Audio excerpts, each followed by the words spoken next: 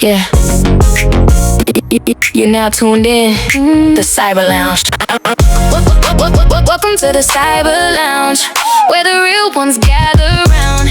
In and Indigo, break it down. We hold it down, we hold it down. Welcome to the Cyber Lounge. Future talk, city sound. Every story, every round. We break it down, we break it down.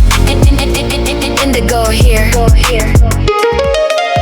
And you're inside the Cyber Lounge.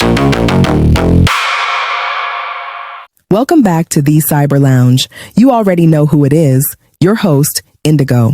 Pull up a chair because today we need to have a real, unfiltered conversation about a coordinated quiet war that is playing out right in front of our faces on the digital timeline. Lately, it feels like there is a full-scale structural attack on African American culture. But it's not an attack that looks like standard rejection. It's worse. It's an attack wrapped in an obsession. We are watching a toxic cycle of cultural appropriation and strategic cherry picking where non-Black creators, brands, and communities strip Black culture of its ideas, its trends, its slang, and its flavor, monetizing it to the high heavens, while remaining deeply, fundamentally anti-Black at the end of the day. Well, and welcome to another day in the racist-ass United States. Now, in this video, we're going to talk about the globe, and we're going to talk about culture. Because there's one culture here, dear, that's under attack, and it's going to affect everyone, no matter where you live. Did you know that there's one culture that dominates the globe? Everything from the clothes that you wear, to the food that you eat, to the music that you listen to. One culture that dominates, baby. I mean, dominates. Black American culture. And it's under attack here in the US of A. And you might be thinking to yourself, what the fuck is this white girl talking about today? Who brought you jazz? Black Americans. Who brought you rhythm and blues? Black Americans. Who brought you soul? Black Americans. And this one's really gonna sting. Who brought you rock and roll? Black Americans did. In places like Muscle Shoals, Alabama, and Memphis, Tennessee. St. Louis, too. That was Black Americans who brought that to you. Rap, dear? Black Americans brought that everywhere. You can go all across the globe and you will find some soul food. Yes, you will, boo.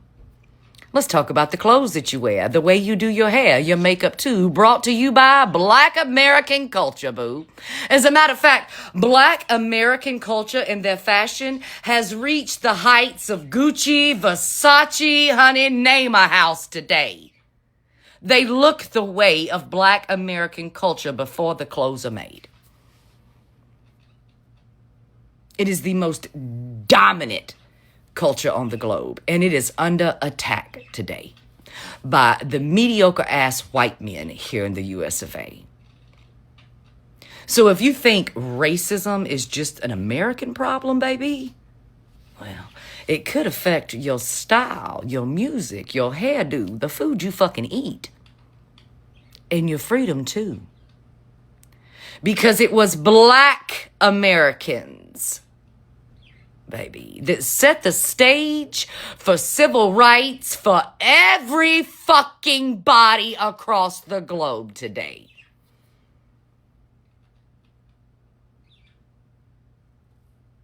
I am so fucking tired of hearing people talk about my fellow Black Americans as if they haven't provided to us everything today. Everything. Hell, even the way you speak was brought to you by Black Americans. The slang you use, honey, was brought to you by Black American culture. All of it. Black American culture. And they deserve some respect for that. Because where the fuck would we be without it? Listening to dull-ass music, eating flavorless fucking food, and all dressed the same like we're in a fucking cult, boo. That's where you'd be without Black American culture. Trust me. We are watching a climate where our identity is treated like a public utility, but our humanity is treated like a liability. And recent viral cases have officially poured gasoline on the racial tension. Let's talk about the match that struck the fire. Look at the absolute economic and social standoff happening right now following highly controversial legal outcomes like the recent Rick Chow and Carmelo Anthony verdicts. The aftermath didn't just stay in the courtroom, it completely erupted online. We saw a wave of videos surface where multiple non-Black creators and business owners felt comfortable enough to completely take off the mask. They went online boasting about how their operations are safely tucked away in affluent non-Black neighborhoods, bragging about being isolated from the very Black consumers who fund their industries, while speaking on Black people with blatant negativity and disrespect. That digital arrogance shifted the energy. It reminded the collective community of a harsh reality. People can smile in your face while you hand over your cash, but the second they think they don't need you, the real bias comes out. The tension is so thick right now that it has triggered massive local boycotts and retail retaliation across the country. But here is the deepest part of the hypocrisy.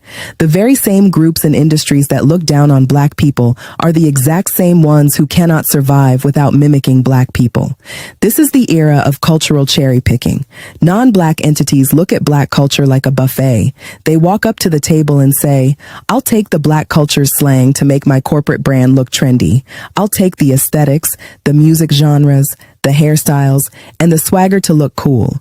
But I'll leave the systemic struggles, the fight for justice, and the actual Black human beings behind."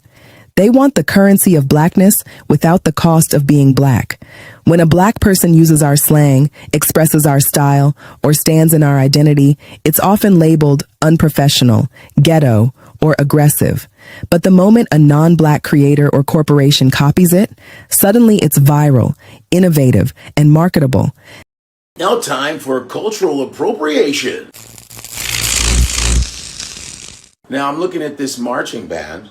It's a marching band, but it's not a Black marching band, but they're doing Black marching band shit. It's a bunch of Asian people doing a marching band. I think it's in the Philippines, I'm not really sure.